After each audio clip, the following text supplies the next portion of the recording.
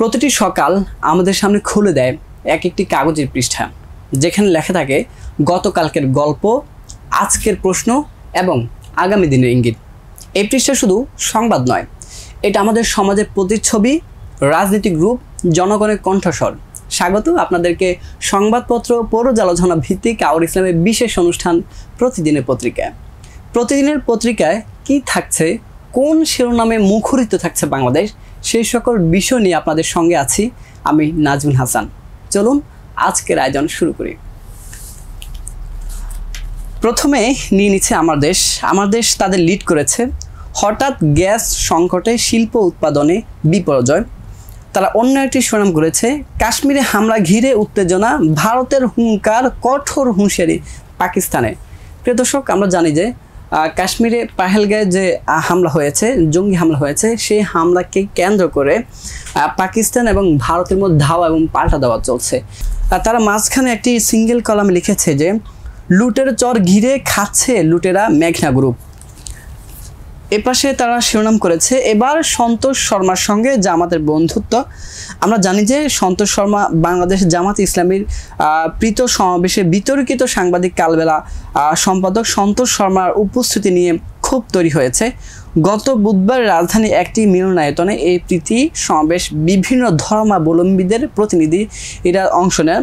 বাংলাদেশ পূজা উদযাপন কমিটির পক্ষ থেকে সন্তোষ শর্মা অংশ নেন, যা রাজনীতিক এবং সাংবাদিক মহলে তীব্র বিতর্কিত জন্ম নিয়েছেন। তবে এতে নেতিবাচকভাবে দেখেছেন জামাতে ইসলাম। আমরা যদি দেখি সেখানে তারা ইসরায়েলের একটা নিউজ করেছে, সেখানে লিখেছেন যে ইসরায়েলি আগ্রাসনে গড় আয়ু কমেছে গাজাবাসীর। যদি ব্যাকপার্টে তাকাই, তারা ব্যাকপার্টে লিখেছেন যে এখানে তারা একটা ছবি ছাপিয়েছে খুবই বড় করে, ক্যাপশন দিয়েছে প্রধান উপদেষ্টা ডক্টর মোহাম্মদ ইউনুস বৃহস্পতিবার দোহার কাতার ইউনিভার্সিটিতে অতিথিদের সঙ্গে ফুড সেশনে অংশ নেন। অন্য একটি শিরোনাম করেছে এবার ফিলিস্তিনি ইস্যুতে ভরকটের মাঠে নামার চেষ্টা আওয়ামী লীগ। অন্য একটি শিরোনামে তারা লিখেছে যে পর্যাপ্ত মজুদ সত্ত্বেও অস্থির পেঁয়াজের বাজার। পেঁয়াজের মজুদ রয়েছে, এখানে যে লেখা হয়েছে যে শিরোনামটা কারা করেছেন যে পেঁয়াজের মজুদ থাকা সত্ত্বেও কিন্তু পেঁয়াজের দামে অস্থিরতা রয়েছে। অন্য একটি তারা শিরোনাম করেছে যে ঢাকাকে সব ধরনের সহায়তায় আশ্বাস দোহার। আমরা জানি যে গতকাল বৃহস্পতিবার দোহার ইউনিভার্সিটিতে কাতারের দোহার সাথে প্রধান উপদেষ্টার সঙ্গে সাক্ষাৎ হয়েছিল। সেখানে কিন্তু কাতারের প্রধানমন্ত্রী ঢাকাকে সব ধরনের সহায়তার আশ্বাস দিয়েছেন। আমি যদি অন্য একটি শিরোনাম দিকে তাকাই, তারা লিখেছেন যে জীবনের ঝুঁকি নিয়ে সাজ্জাদ বাঁচান পর্যটকের প্রাণ। প্রিয় দর্শক, যেমনটাই গতকালকে কিন্তু এই নিউজটা আওয়ার ইসলাম করা হয়েছে, আপনারা চাইলে সেখানে দেখে নিতে পারেন। প্রিয় দর্শক, আমরা যদি অন্য একটি শিরোনাম তাকাই, সেখানে তারা লিখেছে যে কর্মশালায় তারেক রহমান জনগণের সমর্থন নিয়ে সংস্কার শুধু করবে বিএনপি। এই ছিল আমার দেশ। এই মুহূর্তে নিয়ে নিচ্ছি প্রথম আলো তাদের লিড করেছে ভারত পাকিস্তান উত্তেজনা পাল্টাপাল্টি পদক্ষেপ। যেমনটা আমার দেশে আমরা সেটা নিয়ে আলোচনা করেছি। এই পাশে মাঝখানে সিঙ্গেল কলামে তারা শিরোনাম করেছে যে বিশ্ব ব্যাংকের আশঙ্কা আরও 30 লাখ মানুষ অতি দরিদ্র হতে পারে।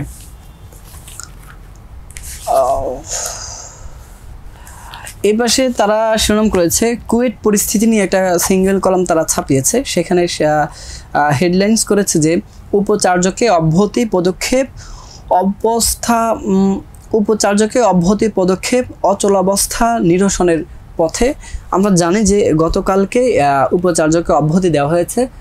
ছাত্র জনতার আন্দোলনের মুখে কিন্তু তাকে অব্যাহতি দেওয়া হয়েছে, কারণ জানি যে তারা বেশ কয়েকদিন ধরে অনশনে বসেছেন এবং তারা উপাচার্যকে অব্যাহতি দেওয়ার দাবিতেই কিন্তু সেখানে অনশনে বসেছিলেন। আর সেই অব্যাহতি দেওয়ার পরে তাদের অনশনটা কেটে গিয়েছিল, সেটাই কিন্তু এখানে বলা হয়েছে। আমি যদি প্রথম আলোর ব্যাকপার্টে যাই, তাহলে তারা এখানে খুবই বড় করে একটা শিরোনাম করেছে। সেখানে লিখেছেন যে পেঁয়াজের দাম বেড়েছে, সবজি চড়া। এক সপ্তাহের মধ্যে ফার্মের মুরগির বাদামি ডিমের দাম বাড়ছে, 5 থেকে 10 টাকা বেড়েছে। আমরা যদি অন্য একটি দেখি, তাহলে সেখানে লিখেছেন যে রাবি শিবির নেতা হত্যা মামলায় আসামিকে গুলি, কুপিয়ে জখম। প্রিয় দর্শক, এই ছিল প্রথম আলো। আমার হাতে এই মুহূর্তে রয়েছে নয়া দিগন্ত। নয়াদিগন্ত তাদের লিড করেছে ভারতের পাল্টা পদক্ষেপ, পাকিস্তানে সিন্ধুর পানি বন্ধ হলে যুদ্ধের হুমকি ইসলামাবাদের। প্রিয় দর্শক, এই শিরোনামটা প্রায় প্রত্যেকটা পত্রিকায় আজকে শিরোনাম হয়েছে, কোনো বেশ কিছু পত্রিকায় কিন্তু এই শিরোনামটা লিড হয়েছে, সেটা কিন্তু আমরা এখানে দেখতে পাচ্ছি। এই পাশে তারা লিখেছেন যে কালি কালি টাকা ঢাললেও নিয়ন্ত্রণে আসেনি ম্যালেরিয়া, কুয়েট ভিসির পদত্যাগ, শিক্ষার্থীদের মিছিল ও অনশন ভঙ্গ। তাদের বিগ পার্টে তারা শিরোনাম করেছে এসালামের অর্থ পাচারের মাধ্যম ছিল আইটি বিভাগ, অদৃশ্য হাতের ভয় দেখিয়ে এতদিন বিচার বিভাগ নিয়ন্ত্রণ করা হয়নি। গাজায় 90% বাড়িয়ে ধ্বংস হয়ে গেছে, অর্থাৎ গাজায় 90% বাড়ি কিন্তু ধ্বংস হয়ে গেছে, সেই শিরোনামটা তারা এখানে লিখেছে। প্রিয় দর্শক, ইত্তেফাক আজকে তাদের বিশেষ একটি কলাম ছাপিয়েছে, সেখানে তারা লিখেছেন যে ধর্মচিন্তা অর্থাৎ ইসলামী বার্তাটাকেই তারা এখানে গুরুত্ব সহিত আনা হয়েছে।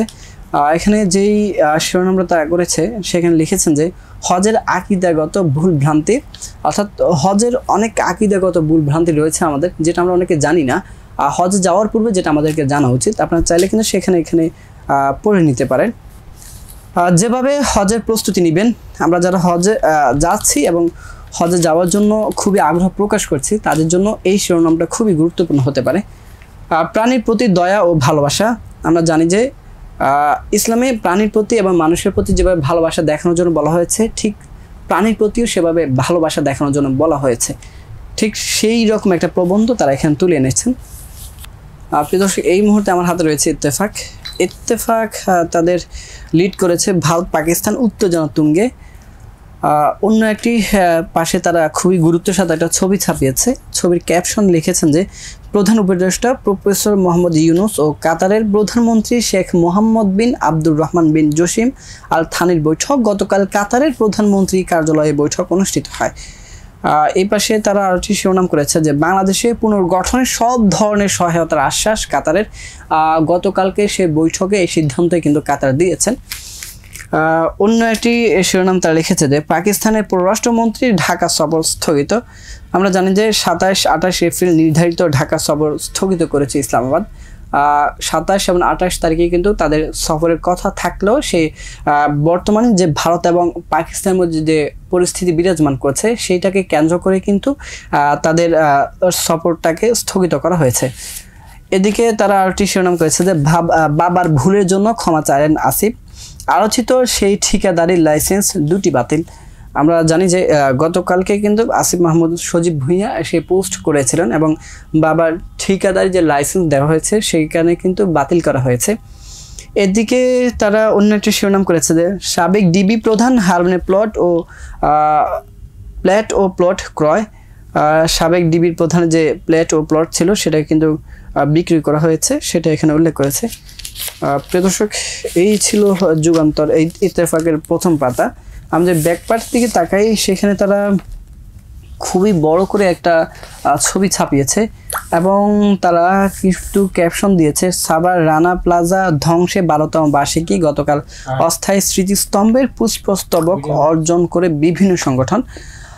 এ পাশে তারা খুবই একটা গুরুত্বের সাথে একটা কলম ছাপিয়েছে, সেখানে লিখেছেন যে রানা প্লাজার ঘটনায় দানের শত কোটি টাকা কারা খেলো, অর্থাৎ রানা প্লাজা যে ধ্বংস হয়েছে সেখানের মধ্যে কিন্তু অনেক টাকা দান করা হয়েছে। চৌধুরী হাসান সরওয়ার্দী তিনি সেই খাতে প্রশ্ন তুলেছেন যে এত টাকা এই যে দান করা হয়েছে সেটা কে খেলো এবং কোন খাতে সেটাকে ব্যয় করা হয়েছে, সেই হিসাব চেয়ে কিন্তু তিনি এই মন্তব্যটা করেছেন। আমি যদি এদিকে তাকাই, সেখানে তারা লিখেছেন যে নাসা গ্রুপের একটি কলমকে খুবই গুরুত্বের সাথে তারা ছাপিয়েছে। তারা লিখেছেন যে মালিককে গুম করে গুলশানের বাড়ি দখলের অভিযোগ, নজরুল ইসলাম মজুমদারের বিরুদ্ধে গুম কমিশন বনানীর বাসিন্দার আবেদন। আরেকটি তারা শিরোনাম করেছে যে 10 গ্রাহকের 3 কোটি টাকার আমানতের জাল রশিদ, শাহজালাল ইসলাম ব্যাংকের গ্রাহকদের হয়রানির অভিযোগ। দায় স্বীকার করে জবানবন্দি আসামি মাহাতিরের। আমরা জানি যে প্রাইম এশিয়ার ছাত্র পারভেজ হত্যা করা হয়েছে, সেখানে যে আসামি ছিল মাহাতির, তিনি কিন্তু জবানবন্দিতে যখন নেওয়া হয়েছে তখন সেই দায়টা স্বীকার করেছেন। প্রিয় দর্শক, এই ছিল ইত্তেফাক। আমার হাতে এই মুহূর্তে যে পত্রিকা রয়েছে সেটা হচ্ছে যুগান্তর। যুগান্তর তাদের লিড করেছে কক্সবাজারে বিজিবি সিওর ইয়াবা ভাগাভাগি। প্রিয় দর্শক, এই অভিযোগটা অনেকবারই উঠে এসেছে। ঠিক 2013 সালে সাংবাদিক ইলিয়াস এই বিষয়টাকে নিয়ে খুবই বেশি বিস্তরভাবে আলোচনা করেছেন এবং তার প্রতিবেদনে, বিশেষ করে তার প্রতিবেদনে এই বিষয়টা খুবই ভালো করে উঠে এসেছে। ঠিক তেমনই একটা দুর্নীতি নিয়ে এমন একটা তারা খুবই গুরুত্বের সাথে একটা সিঙ্গেল কলমে ছাপিয়েছে। সেখানে তারা লিখেছেন যে কক্সবাজারে 34 border guard Bangladesh battalion commanding officer lieutenant colonel Faruk Hossain খানের বিরুদ্ধে কারাবন্দির সঙ্গে ইয়াবা ভাগাভাগি অভিযোগ উঠেছে। এছাড়া সীমান্তে চোরাচালান ও ব্যবসায়ীকে ধরে এনে নির্যাতন সহ নানা অপরাধমূলক কর্মকাণ্ডে জড়িয়ে পড়েন তিনি। লেফটেন্যান্ট কর্নেল ফারুক চুক্তিভিত্তিক সুবিধা দিয়ে মাদক কারবারির সীমান্তে পারাপার সুযোগ দিয়েছেন। এমনকি সরকারি যানবাহন ব্যবহার করে ইয়াবা চালান নিরাপদে পৌঁছে দেওয়ার মতো ভয়ঙ্কর অভিযোগ উঠেছে তার বিরুদ্ধে। সীমান্তে গরু ও অন্যান্য পণ্য চোরাচালান তিনি সরাসরি সহায়তা করেছেন বলেও তথ্য পাওয়া গেছে। প্রিয় দর্শক, আপনারা চাইলে বিস্তারিত যুগান্তর পত্রিকায় পড়ে নিতে পারেন। এই পাশে তারা লিখেছেন যে কাশ্মীরে জঙ্গি হামলায় নিহত 26, যুদ্ধের উত্তেজনায় ভারত পাকিস্তান। এদিকে আমরা জানি যে বলতেছেন যে ভারত কিন্তু যুদ্ধের হুমকি দিয়েছেন, ঠিক সেই জের ধরে কিন্তু পাকিস্তান সেটাকে কিন্তু প্রস্তুতি নিচ্ছেন বলে আমরা জেনেছি। আমরা যদি তাকাই যুগান্তরে তাদের ব্যাকপার্টে লিখেছেন যে ডক্টর ইউনূসকে সব ধরনের সহায়তা আশ্বাস, কাতার প্রধানমন্ত্রীর সঙ্গে বৈঠক, সংস্কার প্রস্তাবের দিকে তাকিয়ে থাকবে না আইসি। প্রিয় দর্শক, এই ছিল যুগান্তর ব্যাকপার্ট এবং প্রথম পার্ট। যুগান্তর আজকে শুক্রবার উপলক্ষে বিশেষ একটি পাতা ছাপিয়েছে, সেটা হচ্ছে ইসলাম ও জীবন। সেখানে তারা লিখেছেন যে ওয়াকফ সংশোধনী বিল ভারতে মুসলিম অধিকার হরণে নতুন ষড়যন্ত্র, এই শিরোনামে তারা একটি কলাম লিখেছেন খুব বড় করে। এপাশে তারা একটি সিঙ্গেল কলামে একটা কলাম ছাপিয়েছে, সেখানে লিখেছেন যে তাহাজ্জুদ নামাজ পড়া অভ্যাস গড়ি।